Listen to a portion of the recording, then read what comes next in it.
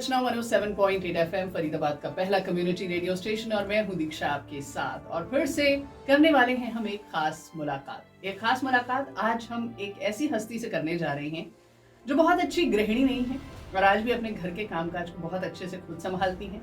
राजनीति में है, फरीदाबाद शहर की शान है, हरियाणा की राजनीति में एक उभरता हुआ नाम है और साथ ही विधायिका है भटकल विधानसभा क्षेत्र फरीदाबाद की। बहुत बहुत स्वागत है श्रीमती सीमा अश्विनी त्रिखा जी का। बहुत बहुत धन्यवाद मानव रचना रेडियो पर आपने मुझे आज मौका दिया, बहुत शुक्रिया जी। तो सबसे पहले सीमा जी, आज के इस कार्यक्रम में आपका स्वागत और स्वागत के साथ साथ एक सिंपल सा सवाल। एक महिला ने राजनीति में शुरुआत की जो एक टीचर हुआ करती थी, कैसे हुई ये राजनीति की शुरुआत, ये आपसे जानना चाहूंगी। वैसे ये बात ठीक है कि पहले मैं शिक्षिका थी जी। और जब कोई एक व्यक्ति बतौर शिक्षक काम करता है तो मुझे लगता है कि वो दोनों चीज़ें उसके पोर्ट्रेट से, उसके कैरेक्टर से वो बाहर बहुत मुश्किल होती है उनको ख़त्म करना, एक टीचिंग एस्पेक्ट को और दूसरा विद्यार्थी वाले एक गुण को। ये दोनों चीज़ें अगर आपके बीच में है तो आपके लिए कोई भी काम मुश्किल नहीं हो सकता।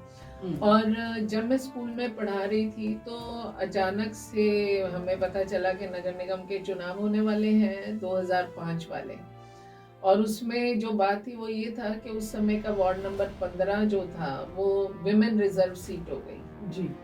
तो उस एरिया के लोगों ने, खास तौर से जिसमें 3 नंबर और एसडीएम नगर आता था, मैं उन सब लोगों की बहुत थैंकफुल हूँ, उन सारे बड़े बुजुर्गों के, अपने साथियों की, कि उन लोगों ने एक अपनी इच्छा व्यक्त करी कि वो सीमा त्रिखा को तो नहीं पर मिसेस अश्विनी त्रिखा को चुनाव लड़वाना चाहते हैं जी।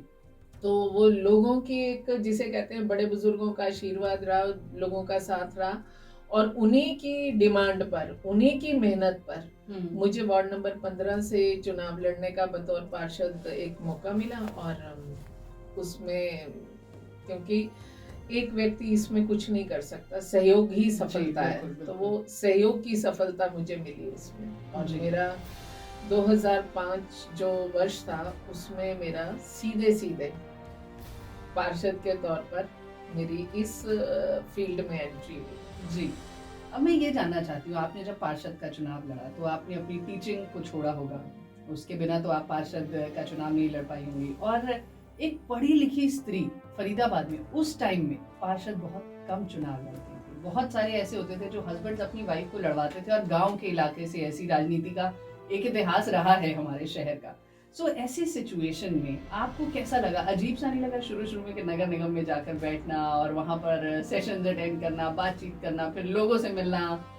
एक जो मुझे लगता है जो सबसे बड़ी चीज होती है, मुझे लगता है किसी भी व्यक्ति की अपब्रिंगिंग होती है जी। और जो अपब्रिंगिंग होती है उसमें 3 लोगों का, माता पिता और गुरु का जी सबसे बड़ा हाथ होता है कि वो बर्तन जो है कैसा बनेगा। जैसे कहते हैं ना, कुम्हार ही ठोक पीट करके बर्तन को बढ़िया और उसकी कमियां दूर करके उसे ठीक बनाता है।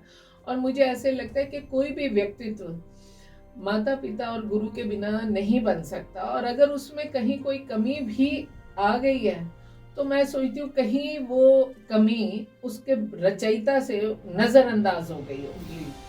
और जब मैं चुनाव लड़ी थी 2005 में जी, तो जैसा मैंने बताया कि पब्लिक की बड़ी इच्छा थी इस चीज़ के लिए, लेकिन मेरे लिए ये सारी चीज़ें बहुत नई थी। इसलिए नई थी क्योंकि मेरे फादर इस शहर के पहले ट्रांसपोर्टर रहे हैं।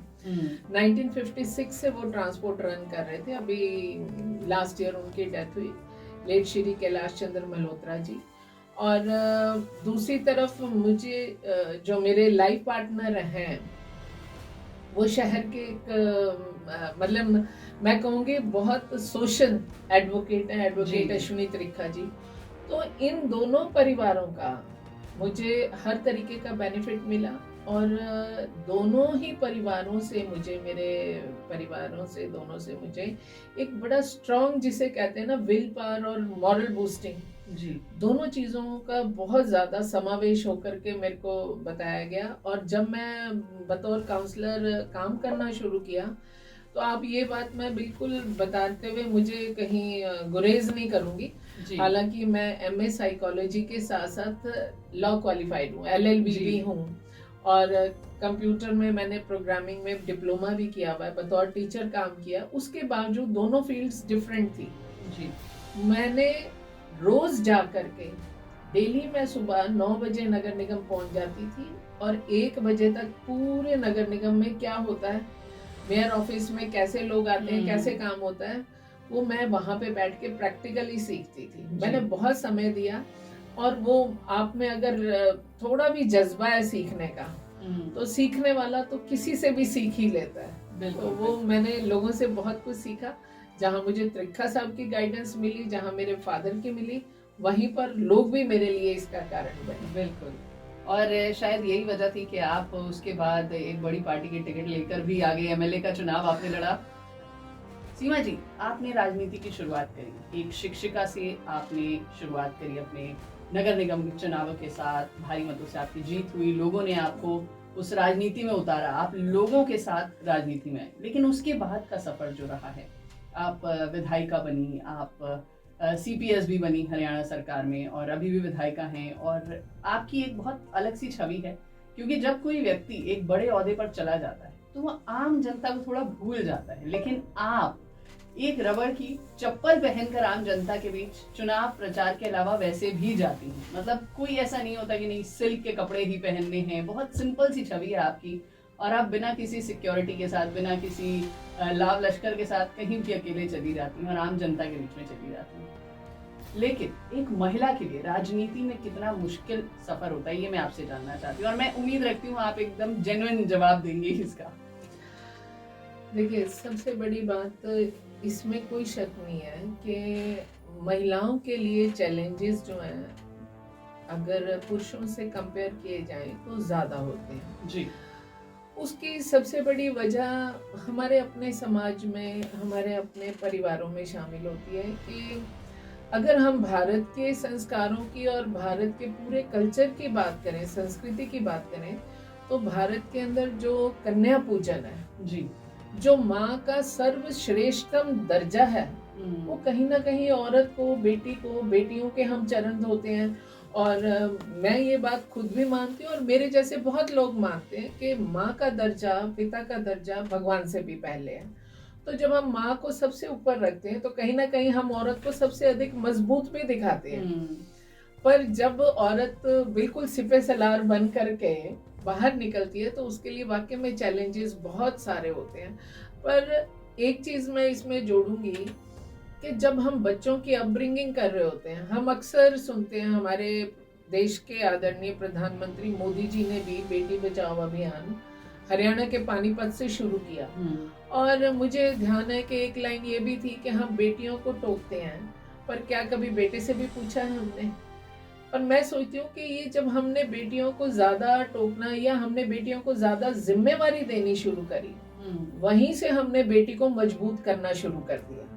वहीं से हमने बेटियों को चैलेंज फेस करना और उनको कैसे पार करना है, इसकी ट्रेनिंग भी देनी शुरू कर दी। एक हमारी मानसिकता हमेशा बनी रहती है कि अगर किसी के घर बेटी जन्म लेती है तो कहीं ना कहीं वो माँ ये बात उस घड़ी बोले ना बोले, पर कहीं ना कहीं जन्म लेते ही आंख में सपना उसकी डोली विदा करने का बनने लगता है। और ये जो हम जब धारते हैं कि बेटी दो घर की, भाई दूसरे घर भेजना है, तो हम उसको पूरी तरह से सशक्त करने की कोशिश करते हैं।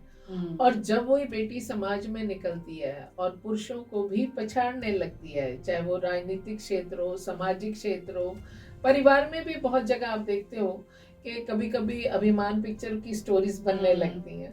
तो ये जो सारी चीजें हैं महिलाओं को कहीं ना कहीं फेस करनी पड़ती है, पर समाज धीरे धीरे बदल रहा है, इसमें कोई शक नहीं है।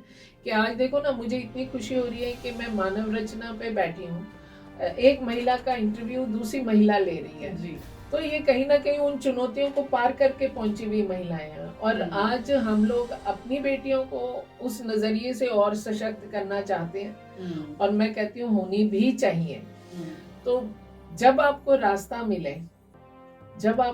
मिले, आपको वो रास्ता पकड़ लेना चाहिए जो सही दिशा की ओर जाता हो। और दूसरी बात, महिला का मतलब मैं हमेशा कहती हूँ नारी और वारी। नारी का अर्थ महिला, बेटी, वारी का अर्थ पानी। मैं कहती हूँ नारी और वारी एक दूसरे के पर्यायवाची हैं, क्योंकि दोनों अपनी उपस्थिति हमेशा दर्ज कराते हैं। पानी को अगर आप जितना रोकेंगे वो सीलन बन के दीवार पे चढ़ जाएगा। पानी को अगर आप दूसरे भाव में लेकर के जाएंगे तो उसका वाष्पीकरण भी आप देखते हैं। जो महिला इतना बर्दाश्त करती है वो उसका वाष्पीकरण हो रहा होता है। और जब आप उसको स्नो के रूप में देखते हैं तो बहुत सारी महिलाएं इतने उच्च पदों पे आसीन हैं। तो मेरे को नारी और वारी की जिंदगी बहुत, देखिए पानी का कोई रंग नहीं होता, उसमें जो डालो वो वैसा ढल जाता है। दुनिया की प्यास बुझाता है, दुनिया के काम आता है, और उसी को जैसे हम बोलते हैं ना, मैला भी कर दिया जाता है। तो नारी की जिंदगी बिल्कुल वारी के जैसे है। तो इसलिए सबसे ज्यादा सशक्त मैं नारी को मानती हूँ। बिल्कुल। तो आपने बहुत आसान से तरीके से एग्जाम्पल से समझा दिया, लेकिन राजनीति वाला क्वेश्चन जो है वो अभी मैं पूछना चाहूंगी, कितना चैलेंज लगा आपको शुरू में जब आप राजनीति में आई? क्योंकि आप एक टीचर थी, आप बच्चों को पढ़ाती थी, कॉन्वेंट स्कूल की टीचर थी, और बच्चों से घिरी रहती थी। एक सिंपल सी लाइफ थी, सुबह जाना 7 बजे और दोपहर को 2 बजे 3 बजे वापस आ जाना। तो कितना मुश्किल लगा? क्योंकि जब आप नगर निगम के चुनावों से उठते हैं तो आप बिल्कुल धरातल से ऊपर आते हैं। मैं, जैसा मैंने पहले कहा कि एक किसी भी व्यक्ति की जो बचपन से लेकर उसकी उस आयु तक की जो अपब्रिंगिंग होती है उसका बड़ा फर्क पड़ता है। जी। जब आप बड़े हो रहे होते हैं आपको कैसे संस्कार दिए जाते हैं, तो वो आपको समाज में चलने का, परिवार में चलने का तरीका, उसको जज़ब करने का, आपको कौन सा रास्ता पकड़ना है उसका तरीका समझाते हैं। और अगर आपको चैलेंज आते हैं तो चैलेंजेस को लेकर के आपको बैठ जाना है डर के, या हौसले के साथ खड़ा रहना है। फिर आपके लाइफ पार्टनर का और फैमिली का बहुत बड़ा योगदान होता है। आप किसी भी ओहदे पर पहुंचते हैं उनमें उन लोगों की भी बहुत सारे सैक्रिफाइसेस शामिल होते हैं बीच में, जो दिखते नहीं है।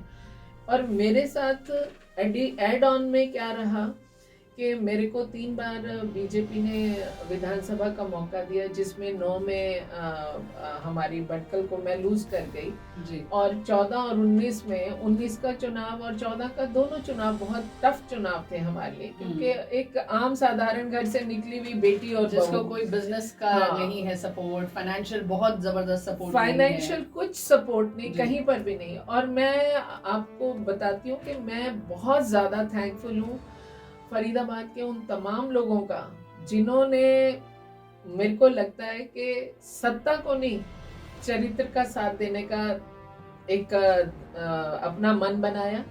मैं उन लोगों की बहुत थैंकफुल हूँ इस सारे चैलेंजेस को निपटने के लिए, क्योंकि आपका जीत भी एक अपने आप में, एक महिला की राजनीति में जीत, जब उसके पास ना बाहुबल है, ना मनी पावर है, ना मसल पावर है, ना मैन, कोई इस प्रकार की नहीं है, एक बिल्कुल आम साधारण।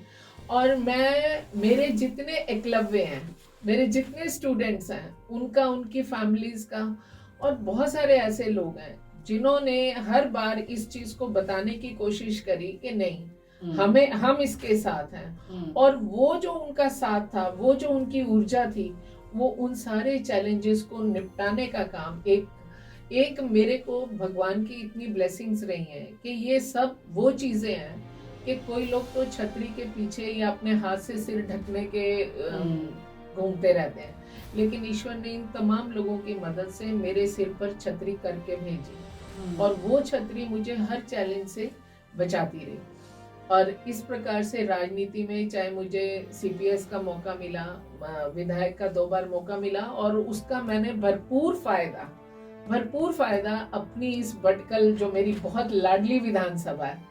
मेरे को ये चीज मालूम है कि जब चुनाव होता है तो 3 महीने के लिए कुछ पक्ष में रहेंगे, कुछ विपक्ष में रहेंगे, कुछ किसी का विरोध होगा, किसी का सही होगा।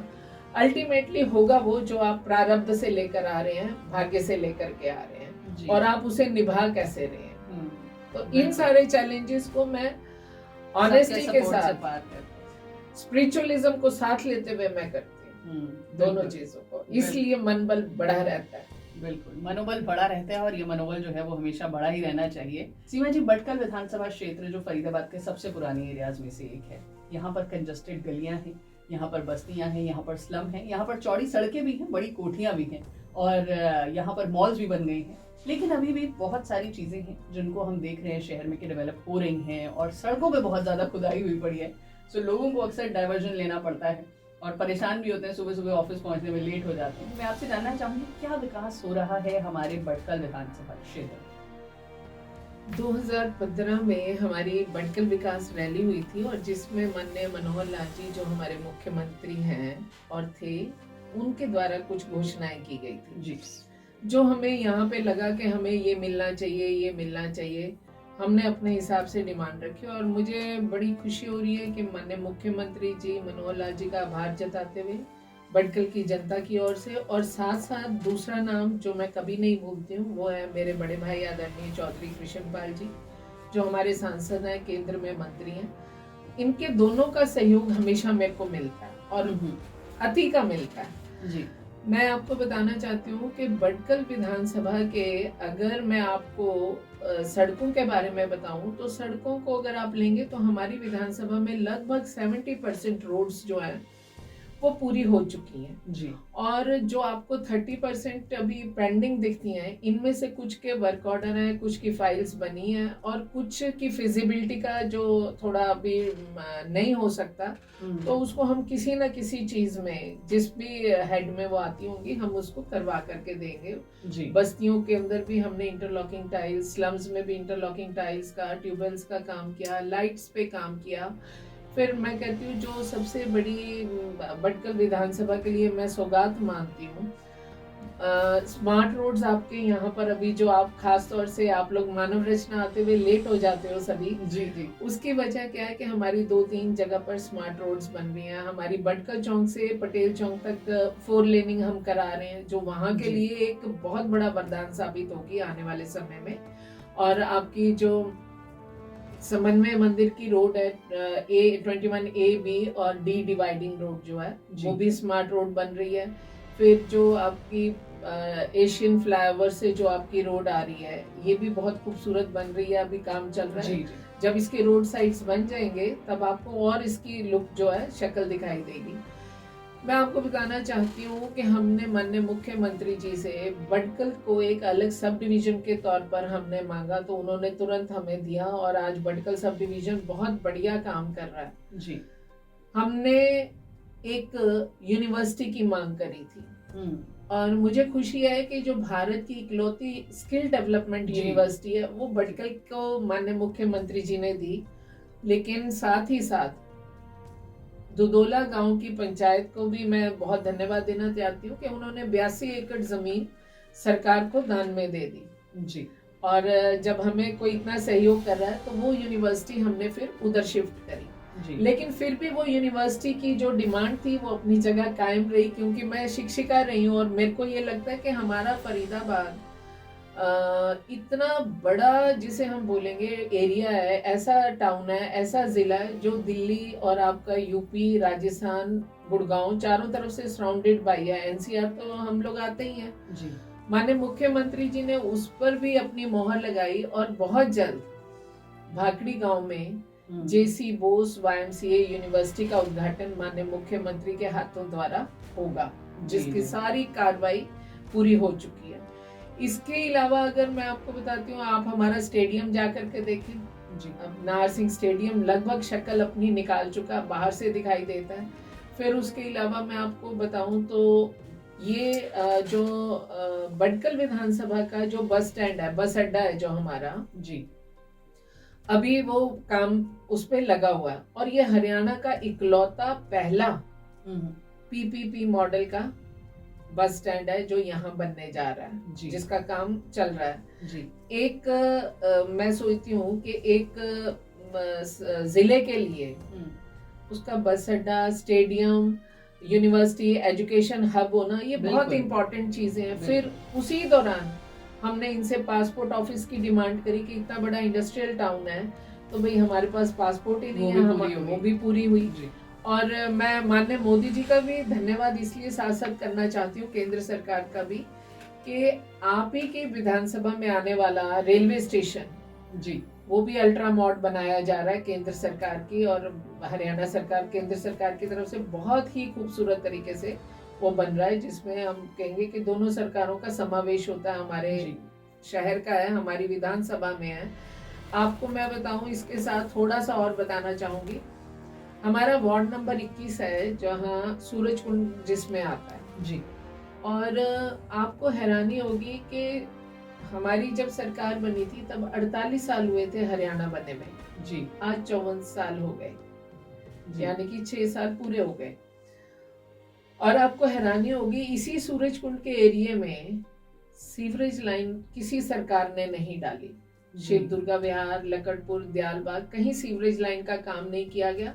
कोई सरकारी पानी के पीने की लाइन भी नहीं थी। माननीय मुख्यमंत्री जी से डिमांड करने पर हमें वहां पर लगभग 37 करोड़ से ऊपर की सीवरेज लाइन की सैंक्शन मिली जी, जिसका काम 90% हो चुका है। उसका खाली डिस्पोजल का काम रह रहा है। जैसे हमें डिस्पोजल को शुरू करेंगे तो वो वर्किंग प्रॉपर हो जाएगी जी। और 10 करोड़ की हमने यहाँ पर पानी का काम, इसके अलावा बडकल गांव, हमारा अनखीर गांव का भी काम शुरू होगा। मेवला महाराजपुर आप देखें, भाखड़ी देखें, नवादा, आप कोई गांव और कोई हमारा हिस्सा ऐसा नहीं हम बोल सकते कि हमने यहाँ काम नहीं किया। जी, हर जगह काम किया है। और अब तो ये भी चल रहा है कि बडकल झील को भी वापस भरने की कोशिश हो रही है। बडकल झील के ऊपर बकायदा प्रयास लगे हुए हैं और बल्कि आज भी कुछ साइंटिस्ट आए हुए हैं और उसका एसटीपी का भी काम हो चुका है। और मुझे लगता है कि भगवान ने चाहा तो 2021 में हम इसे भरने का पानी से भरने का प्रयास करेंगे। हमारा लक्ष्य जो है 2022 का है और जो हमारा पेपर्स में है, लेकिन हमारा प्रयास रहेगा कि हम इसे 21 में ही जनता को समर्पित करें। और आपको लास्ट बात जो मैं साथ जोड़ना चाहती हूँ, हमने कई स्कूल जी अपने अपग्रेड भी कराए हैं जी, जिनमें नवादा का, आपके लकड़पुर का, गांधी कॉलोनी का, बडकल गांव का शामिल है। और भी 2 स्कूल्स हैं और अभी हाल ही में करोड़ों की लागत से अनंतपुर गांव का स्कूल हमारे जो एजुकेशन मिनिस्टर हैं आदरणीय कंवरपाल जी, वो, मैं और आदरणीय कृष्णपाल जी, हम लोगों ने जाके उसकी भी शुरुआत करी है, नई बिल्डिंग। अब मैं आपसे बहुत ही ऐसी बात जानना चाहती हूँ जो मुझे लगता है कि हर बिजी व्यक्ति से जरूर पूछनी चाहिए, क्योंकि आप जब राजनीति में होते हैं तो आप सारा टाइम बिजी होते हैं, लोगों से घिरे हुए होते हैं, और ये वजह होती है कि आप अपना जीवन जो है वो जनता को समर्पित कर देते हैं। और आपको अक्सर हमने देखा है कि आप सुबह उठते ही, मुझे लगता है कि 6 बजे ही आपके घर पे जो है जमावड़ा लगने लग जाता है और रात को 12-1 बजे तक लोग बैठे रहते हैं समस्याएं लेकर, या मीटिंग्स चलती रहती हैं, और आप फिर चंडीगढ़ जा रही होती है, फिर वापस आ रही होती है कि दिन में इतना सब कुछ जो एक राजनीति के क्षेत्र में अक्सर होता है। लेकिन एक महिला के तौर पर आप घर को भी मैनेज करती हैं, तो अपने लिए कैसे समय निकाल पाती हैं, और जब आप समय निकालती हैं तो क्या करना पसंद करती हैं? सबसे बड़ी बात क्या है कि आपको अच्छा क्या लगता है, एक विषय ये रहता है जिंदगी में। दूसरी बात ये है कि आपको कोई भी परिस्थिति आ जाए तो आपका रिएक्शन, आपका प्रतिक्रिया जी, वो कैसी रहती है। मैं सोचती हूँ कि जब आप अपने आप को इस बात के लिए तैयार रखते हैं ना कि मुझे जो मिलेगा, जैसा मिलेगा, मैं उसमें अपना बेस्ट दूंगा जी, वो मुझे चाहे बतौर बेटी जिम्मेवारी मिली है, बतौर माँ मिली है, बतौर बहू मिली है, या बतौर सामाजिक कार्यकर्ता, टीचर, आप बहुत सारे रोल्स प्ले करते हो। अगर आप अपने हर रोल को ऑनेस्टी के साथ मैक्सिमम दे देते हो तो आप ये मान लें कि आपकी समस्याएं जो हैं सुलझ जाती हैं। दूसरी चीज मैं मानती हूँ इस बात को भी कि एक मुस्कुराहट जो होती है व्यक्ति की, एक सिर्फ स्माइल जी, वो स्माइल भी बहुत सारी चीजों को हल करता है। और 2 शब्द डिक्शनरी में ऐसे हैं, अगर किसी की जिंदगी में वो अपने अपना ले तो मुझे लगता है कि वो भी बहुत सारी चीजों को हल करने की आपके पास हथियार है। जी। अगर आप शुक्रिया अदा करना जानते हैं तो आपको निश्चित रूप से, आप जिसका शुक्रिया अदा कर रहे हैं तो वो व्यक्ति अगले काम को भी करने के लिए तत्परता से आपका इंतजार करेगा कि अगर ये कुछ बोले हम करें।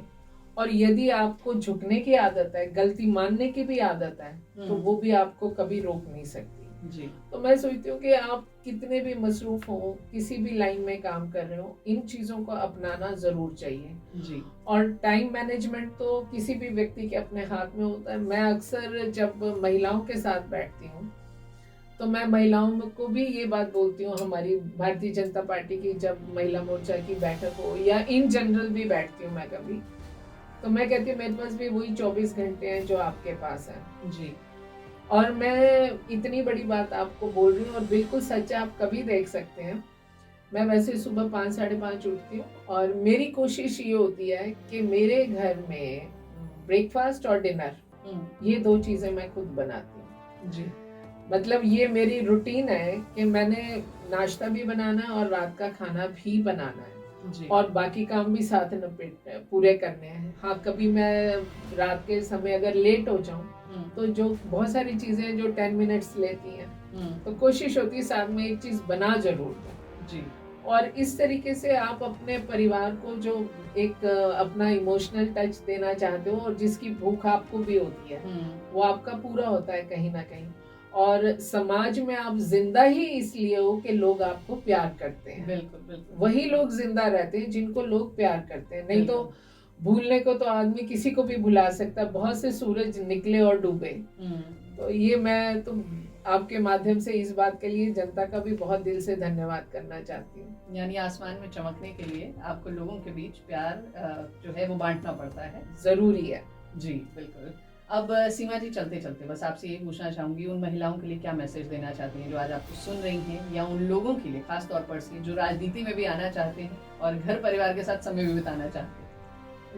मैं ये बात कहना चाहती हूँ सबसे पहले कि अगर जो लोग राजनीति में भी आना चाहते हैं, मैं ये कहती हूँ कि ये जो वर्ष 2020 आया, इसने लाइफ का कोई चैलेंज ऐसा नहीं है जो इसने किसी व्यक्ति को ना दिया। जी। हर व्यक्ति ने, वो जो बच्चा 1 साल का है, जो 2 महीने का है, वो भी एक चैलेंज लेकर के निकला। और 2020 ये कोरोना काल में मैंने लेस देन 1 मंथ लोग, बच्चों को भी कोरोना होते हुए देखा है। जी। तो ये जितने चैलेंजेस इस समय मिले हमें, बहुत सारे लोगों ने इस साल में, बहुत दुख के साथ है कि कई लोगों ने अपनों को खोया। जी। और कई लोग मौत को हाथ लगा करके आए हैं। जी।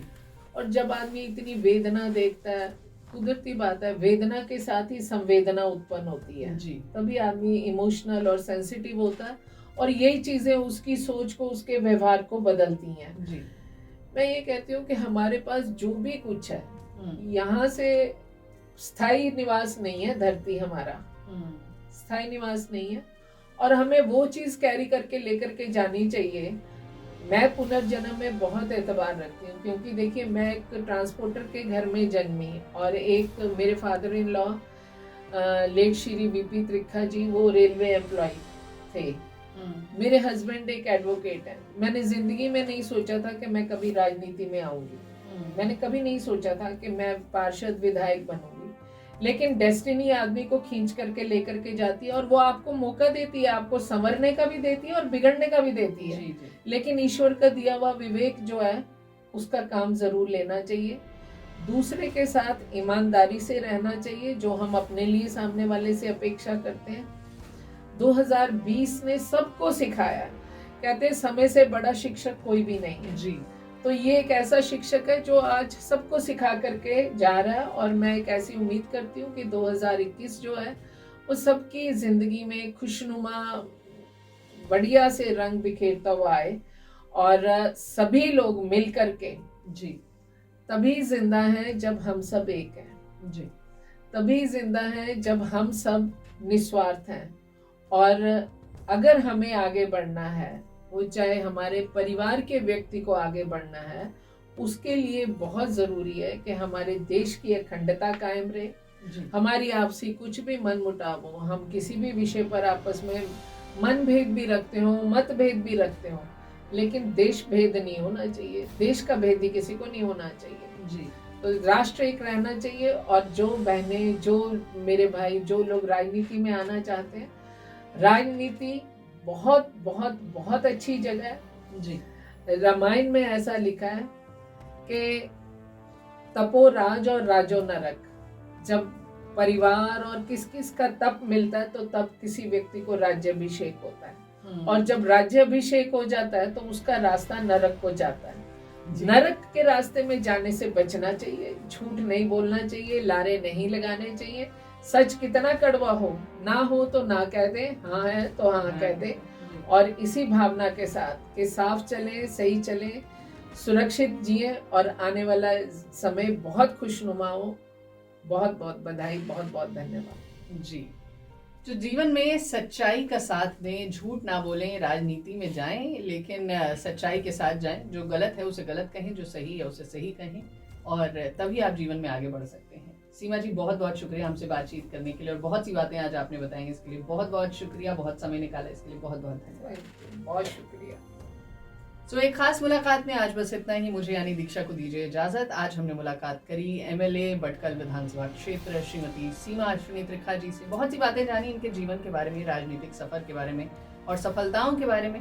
लेकिन आज की मुलाकात यहीं पर समाप्त करते हैं। अगले हफ्ते फिर से होगी मुलाकात एक नई हस्ती के साथ, एक खास मुलाकात में। तब तक के लिए मुझे यानी दीक्षा को दीजिए इजाजत और सुनते रहिए रेडियो मानव रचना 107.8 FM। Feel good, feel live.